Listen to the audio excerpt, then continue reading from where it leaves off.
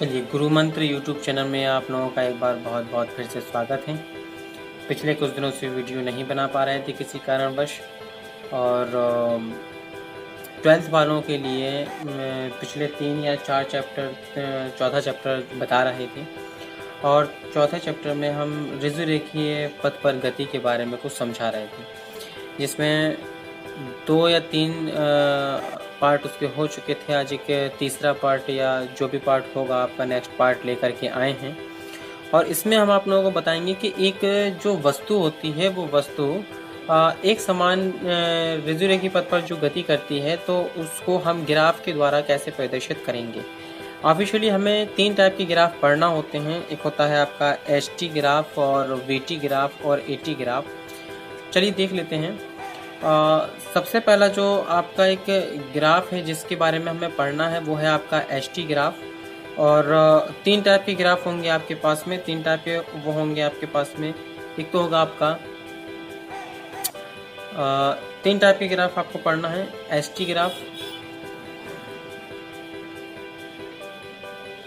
Graph और दूसरा आपका वीटी ग्राफ और तीसरा आपका एटी ग्राफ। ये 3 प्रकार के ग्राफ आपको पढ़ना होंगे। अब सबसे पहले हम बात करते हैं कि एसटी ग्राफ होता क्या है। देखिए, तीनों प्रकार के ग्राफों में सबसे पहले हमें एसटी ग्राफ देखना है। तो एसटी ग्राफ क्या है? एसटी का मतलब हो गया सिचुएशन या पोजीशन, यानी पोजीशन टाइम ग्राफ। अब पोजीशन टाइम ग्राफ में हमें क्या समझना है और हम किस प्रकार किसी वस्तु की गति के बारे में व्याख्या कर सकेंगे।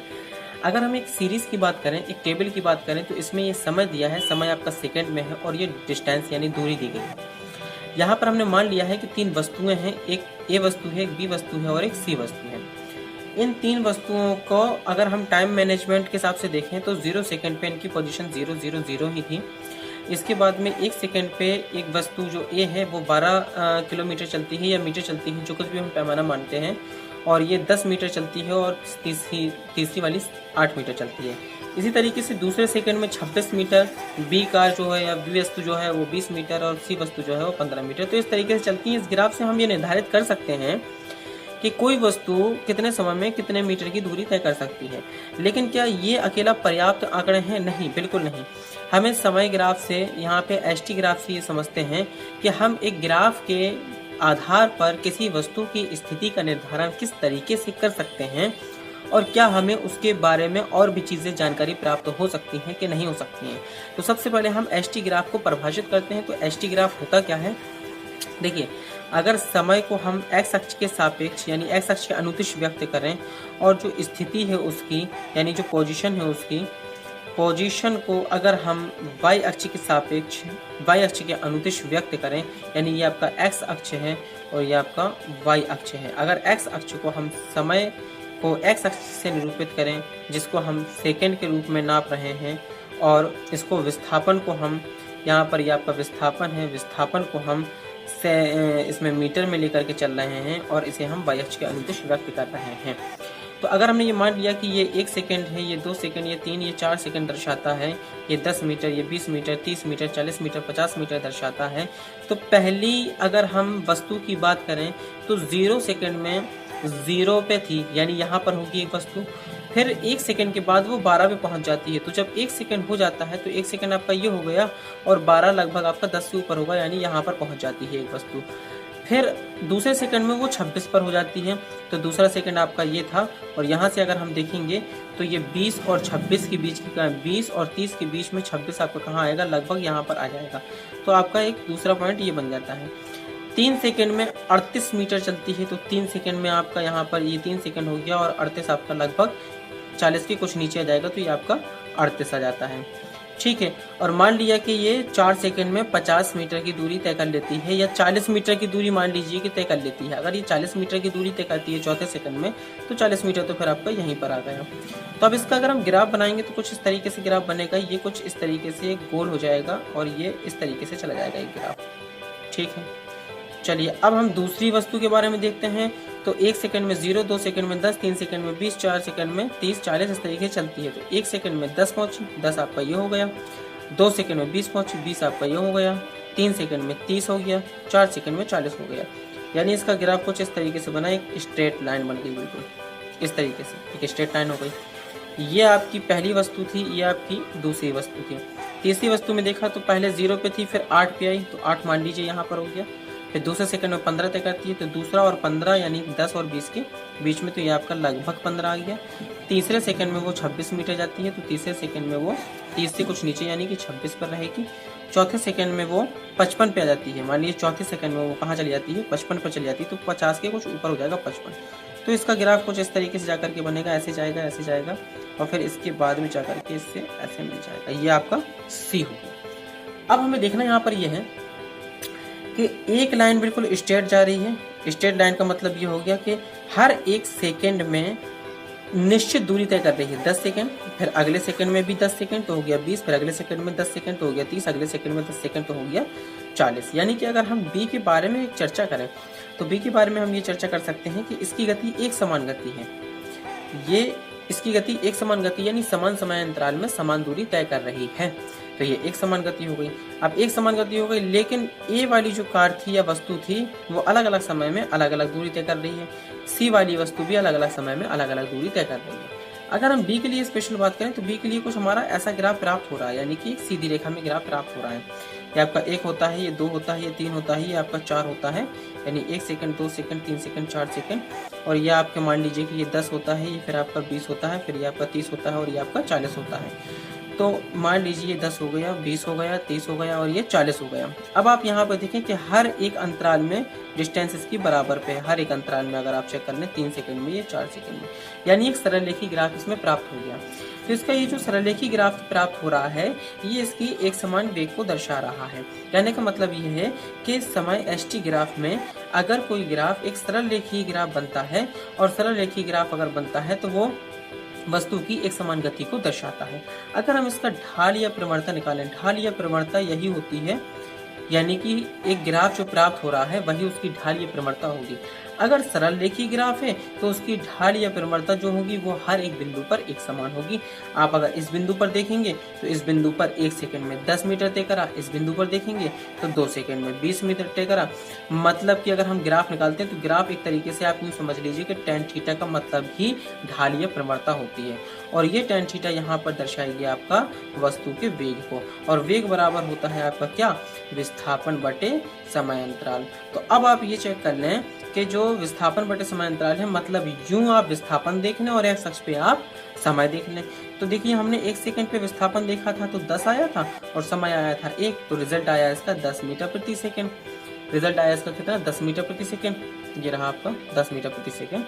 इसके बाद में अगर हम इस पॉइंट पर देखें तो विस्थापन आपका था 20 और समय आपके पास में था 2, तब भी 10 मीटर प्रति सेकंड आया।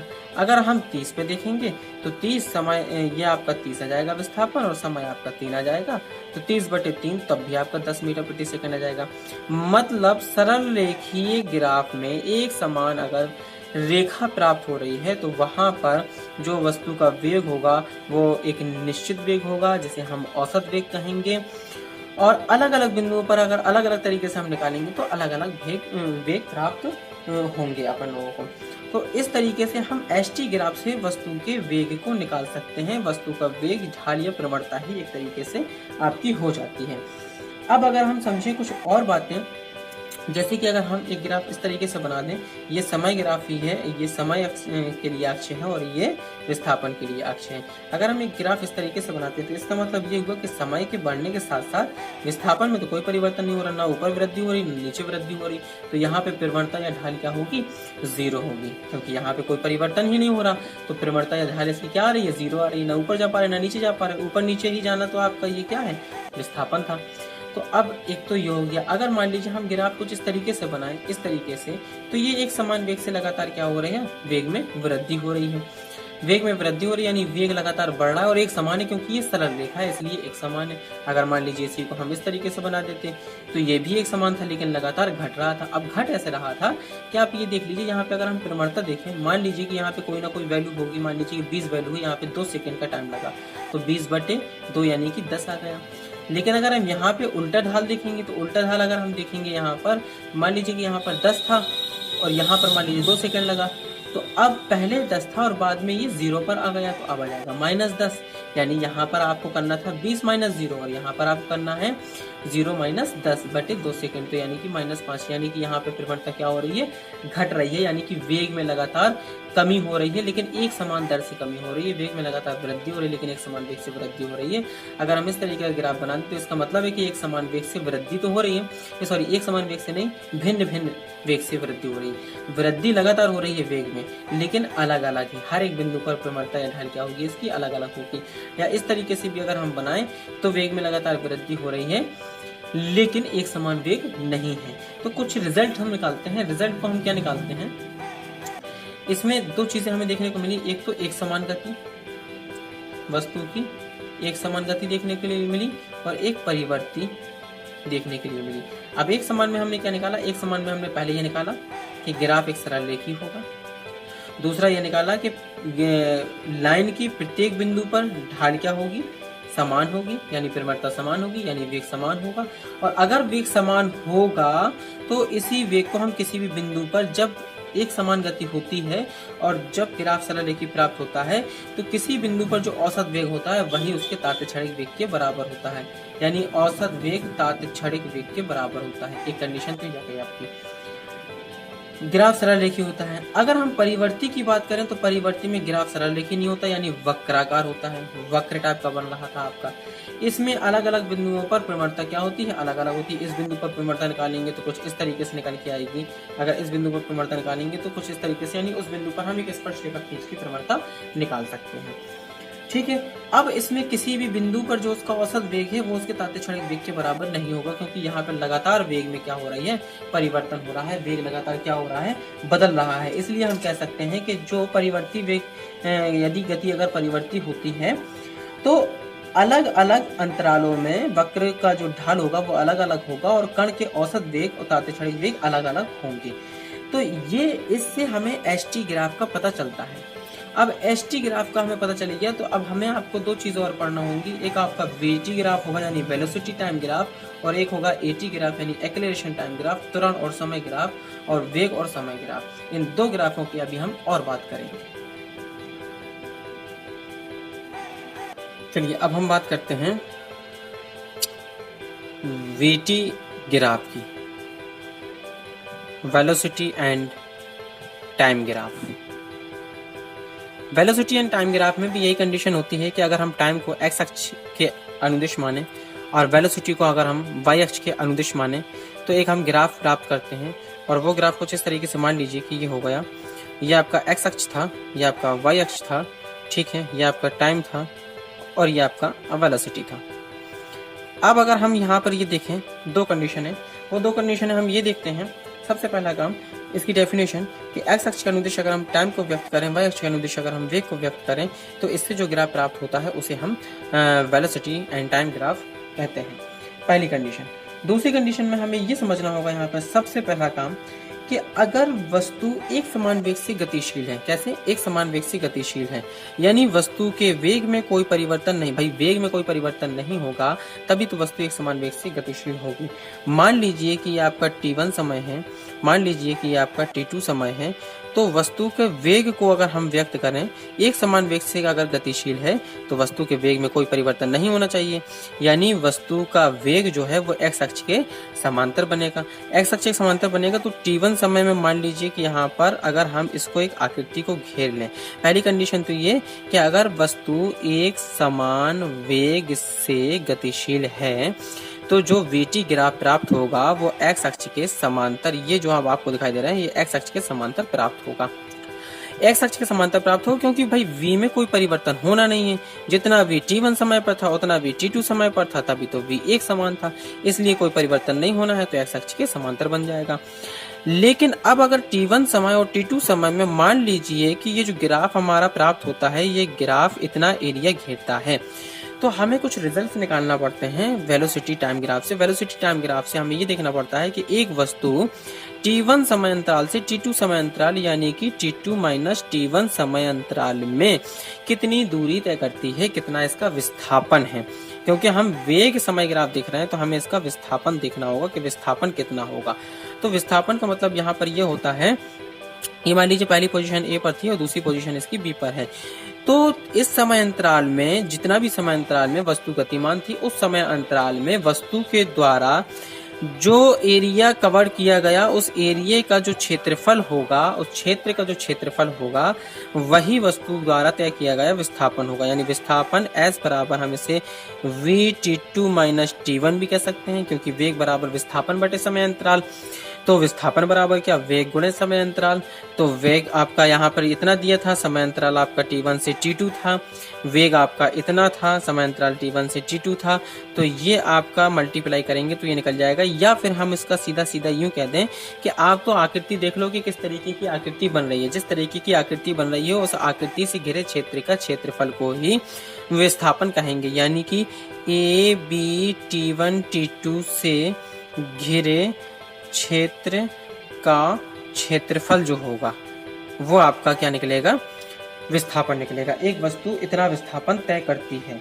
अच्छा, दूसरी कंडीशन ये है कि अगर मान लीजिए ये तो था कि एक समान वेग से गतिशील हो, अगर वस्तु के वेग में कोई परिवर्तन नहीं हो रहा हो, लेकिन अगर वस्तु का वेग एक समान दर से बढ़ रहा है, मान लीजिए कुछ इस कंडीशन में हम बनाएंगे कि वस्तु का वेग एक समान दर से अगर मान लीजिए कि बढ़ रहा है, तो अगर बढ़ेगा तो फिर एक सरलरेखीय ग्राफ प्राप्त होगा।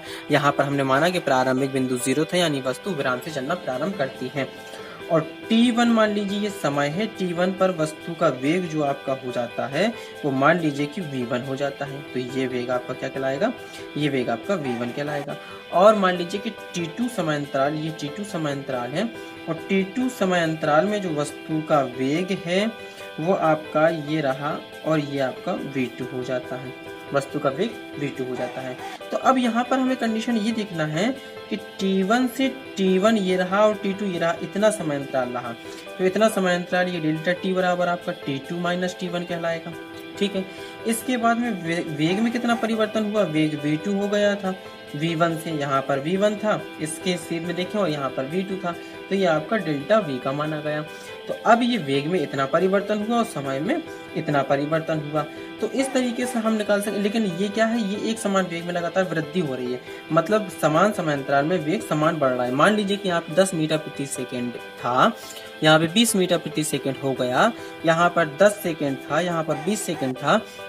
10 सेकंड में अगर 10 मीटर प्रति सेकंड होगा तो 20 सेकंड में 20 मीटर प्रति सेकंड होगा, तो 30 सेकंड में 30 मीटर प्रति सेकंड हो जाएगा। तो लगातार वेग में वृद्धि हो रही है, लेकिन एक समान वृद्धि हो रही है, समान समय अंतराल में समान वेग में परिवर्तन हो रहा है।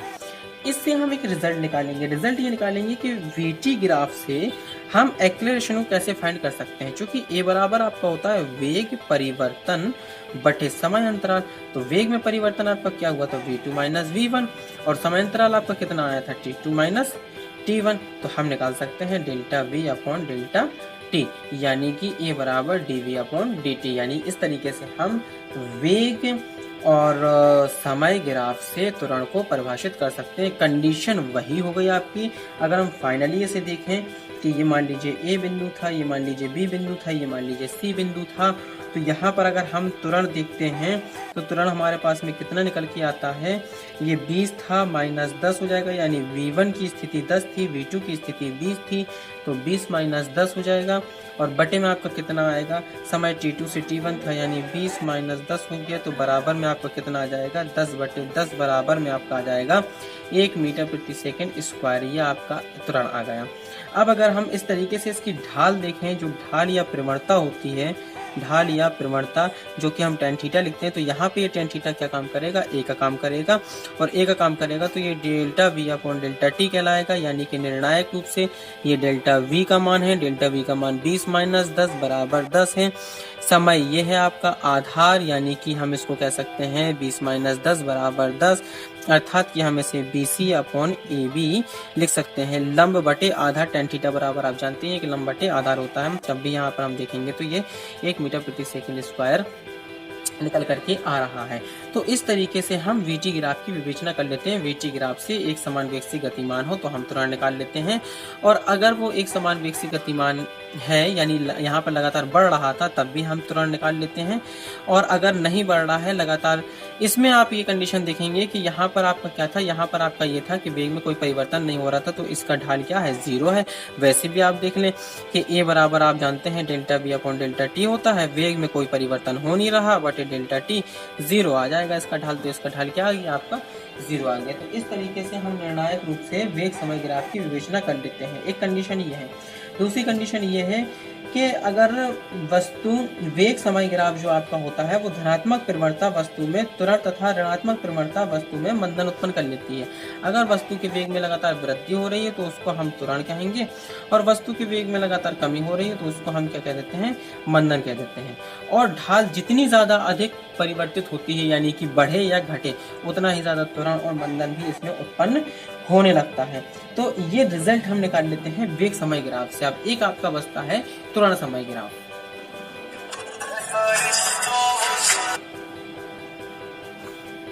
अब आपका एक ग्राफ और बचता है, वो ग्राफ आपका कौन सा बचता है, आपका एटी ग्राफ आता है। तो देखिए एटी ग्राफ जो आपका आता है यानी एक्सेलरेशन टाइम ग्राफ, ठीक है, एक्सेलरेशन टाइम ग्राफ। इसमें भी कंडीशन वही है, टाइम को एक्स अक्ष के अनुदेश, चलिए एक्स अक्ष हो गया, त्वरण को वाई अक्ष के अनुदेश, चलिए वाई अक्ष हो गया।